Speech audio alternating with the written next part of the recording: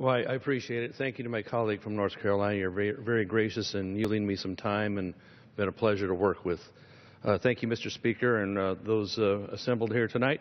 I'm just wanted to talk a little bit about some of the issues we have going on in the West, in Northern California. But first of all, the excitement we have of coming in, it's a new Congress.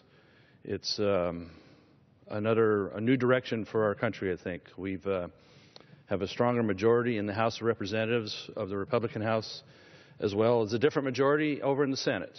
And a lot of people aren't too concerned with what party it is or what partisan issues are. They want to see results. That's what I'm looking for as well. For many bills that were sent out of the House last session and languished on a desk over on the Senate side, I think we will now see action on those common sense measures that are going to help jobs in America, help our economy rebuild, help people get out from under the grip of government power and government regulation that is just killing their hopes, killing their ideals. And so we're looking for that in this new session, and we expect we'll be held accountable to make that happen. It's not going to be a miracle. We're not going to get all the results we hope for, but at least there's going to be things on the record now that have gone through this House and have gone over to the Senate. And we'll be showing the American people what our agenda is and what it's been about.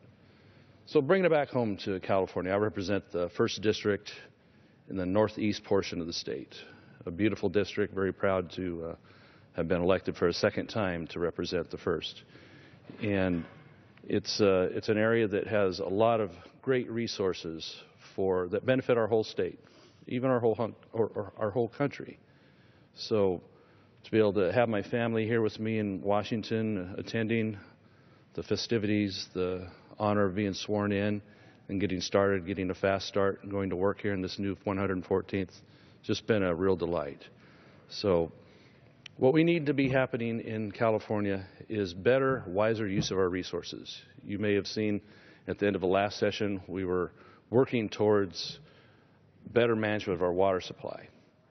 Now, we have a deluge of rain once in a while, even though we're suffering drought for the last few years in California.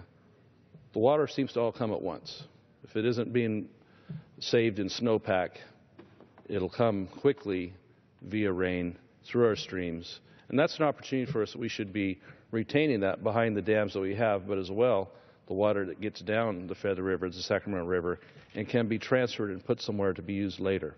We have the ability to have the water allocated as needed for fish, for habitat, but there's excess water that needs to be stored.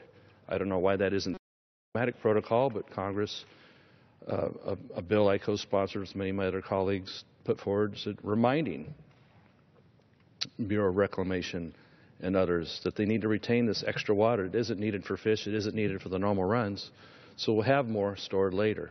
That's what we'll continue to work for. But I still go back to the vision that people before us had that have given us Shasta Dam and Lake Oroville and the whole State Water Project and the Central Valley Project that we have in our state, that we've benefited from for so many years, that everybody benefits from, whether you're an environmentalist or a farmer or a person who lives in a city or just has a tap in the country. If you're not on a well, you're probably benefiting from these projects. Because we had the vision in the past to build them, and we didn't have nearly the roadblocks. Now, of course, we have greater environmental concerns and environmental awareness to do things maybe a little better than we did in the 1850s or the 1880s or what have you. We know how to do these things. But it doesn't mean because of a handful of people that don't want to see anything happen that should stop the progress for all the rest of us. So that's what we'll be pushing forward in this new Congress, to build more water storage. We can do that in Northern California. Sites Reservoir, there's other projects that can be enhanced to retain more water, and there's smarter ways to keep the water that we do have. Make that water go farther, because it's necessary. With the way California is suffering in drought, the ag land is going to be the first thing to go. Anytime an emergency can be declared to switch whatever water does get to agriculture to meet other needs around the state, we have to take care of people first. We have to take care of cities. But when we see so much being run down out through the Golden Gate that could be saved, or for questionable on fish that really haven't been proven for that kind of habitat, then we're missing the mark. So we will be working very hard to add to our water storage, to be smarter with our water that we have available to us, because we can't count on a record rainfall this year. We've had, we're very thankful. We've been blessed with good rainfall in November and early part of December, but it's tailed off lately. We're going to have tremendous rainfall through the rest of the season, up through the spring, to have the kind of water stored that we will need to get through a good crop year. So in the meantime, we should be doing everything possible in government to enhance, to retain, to be smarter with our water that we have. When we hear ideas of removing dams in the north part of the state, part of which is in my district, that produce hydroelectric power because of dubious studies on it might benefit fish, we're hurting our region of the state. We're hurting the power grid by taking enough renewable electricity off the grid that would somehow need to be replaced with other green power to manage 70,000 homes in the state because of dubious lack of science. We need to battle through this and have smarter use of our resources. Another thing that we're very rich in our part of the state is timber. Each summer, we see the crisis of non-management of our timber, what that looks like. It's in the air. It's in our brown skies. We get to breathe that. The people that live in those communities are wondering why their mills are shut down, why their storefronts are boarded up, why they don't have jobs, why you have things like domestic violence increasing because people don't have a worth in those communities sometimes because their industry's been taken away from them. I sit on the Natural Resources Committee to get after both of these and other issues, our water, our timber use, our other resources that's so necessary to a rural part of the state, to the rural West, that we've been languishing for many years, ever since the Endangered Species Act was passed in 1973, for good reason at the time. Save the bald eagle. We have bald eagles in our rice fields where I live at home. We've done a good job at that, but it's gone so far beyond what's reasonable that we're suffering. Rural America is suffering from this type of regulation that isn't even proven to help recover a single species. Indeed, somewhere around 1% at best of species have been recovered after 40-plus years of Endangered Species Act. That's pretty deplorable for what the cost has been to the people, to the jobs, to the communities and their values. But I'm still optimistic that we're turning the corner, that America is seeing things a little bit differently, that the jobs need to come back home. The jobs that were home need to be revived once again. Because as a grower of grain myself, we look at our alternatives. Do we want to be in a situation where in the past we're dependent on oil from people that don't like us much? Do we want to be in a position to have our grain crops, the breadbasket of our nation? Do we want to become more dependent on that from people that maybe aren't always our reliable alloys overseas as well? Wheat from Russia, rice from China. Do we want to rely upon that? Or do we want to do the best we can? You know, my fellow farmers across the country, in my area, they're good stewards of the land. Many of them have been there for many, many generations. Some of the ranchers I know, their families have been farming and ranching for over 160 years in Northern California. My own family, 80-plus years. We know how to take care of the land. We know what needs to be done. It's sustainable, to use that buzzword that goes around a lot these days. If it wasn't sustainable, the land still wouldn't produce, would it? So this is the type of thing we're fighting for. Because if we don't have a breadbasket in this country, what will America rely on to keep us fed in the unrest we have in the world, ultimately? If we can't fuel our own armies, should it become necessary, what kind of position will we be in to defend ourselves or our allies, like in Europe, like in Israel, like in Japan, or others that we have great relations and great trade with? We're in great peril right now if we keep our head in the sand on these issues. We need to use the resources we have. You know, as I look at the young people that are in the audience here tonight and meet with them out in the district, one of the first things I'm reminded of is that we're running an $18 trillion national debt, that we've lived for the future in the present on someone else's money. And so every dollar we have, every dollar that comes in, we got to be good stewards of, much better than in the past. So every dollar has to go for the type of infrastructure that will improve our transportation system, our water system, our flood control system, keep our communities safe. And not on frivolous things. I'm reminded in California, instead of this water infrastructure we just so desperately need, we've had several years of drought to remind us of, they're still pursuing a high-speed rail system in California. As a former state legislator, we were right in the middle of that as it was coming to a head. What will the rail cost? Voters were told then $33 billion to go from San Francisco to Los Angeles at 220 miles per hour. It isn't even close to being that project anymore. And the price has tripled at least from 33 to at least $98 billion by the admission of the Rail Authority in a hearing we had in the state legislature back then. They're still chasing this dream. Now, they tried to downsize it to be a $68 billion project.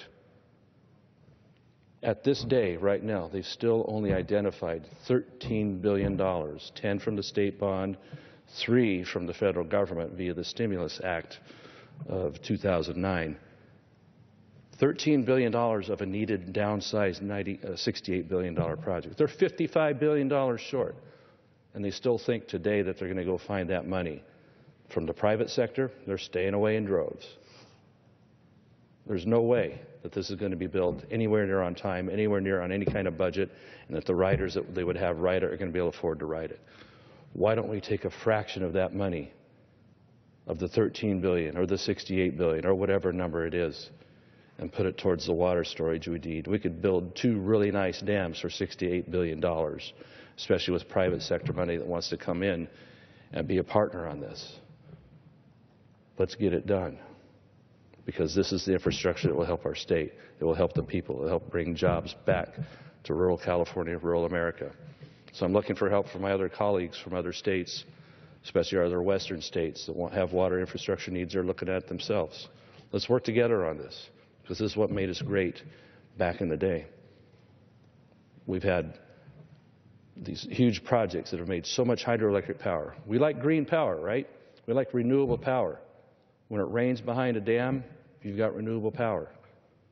And it's reliable. It's low cost, much more so than windmills, solar panels that require government assistance to put them in and keep them going. Let's do the right thing here and allow these things to happen. Allow that private sector to happen.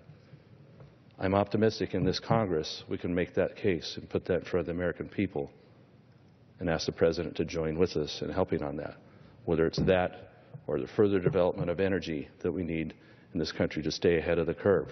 We're seeing prices coming down, amazingly. Hydraulic fracturing has played a big part of that, played a big part in us seeing the prices of fuel in some areas, not California, but other states going below $2 a gallon. California, we're still taxing ourselves and thinking up cap and trade measures to drive the cost up, so we'll be our own island of high cost. But the other 49 states, well, God bless you, you're going to have it pretty good. The vision that we've had to do these things is what we need desperately going forward 2015, because when we're productive, like what we can produce in Northern California with agriculture, with timber, with our mined resources, all the other things that come from the land, that sets the table for everything else across our district, across our state, across the whole country. That puts us back to work again.